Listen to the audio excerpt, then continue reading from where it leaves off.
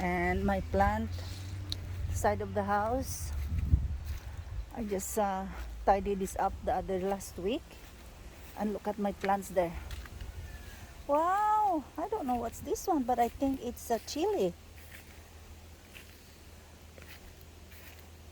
Look at my malunggay, my santol, avocado, malunggay, and avocado, and langka. May langka din ako dito, guys. May tomato, may gabi.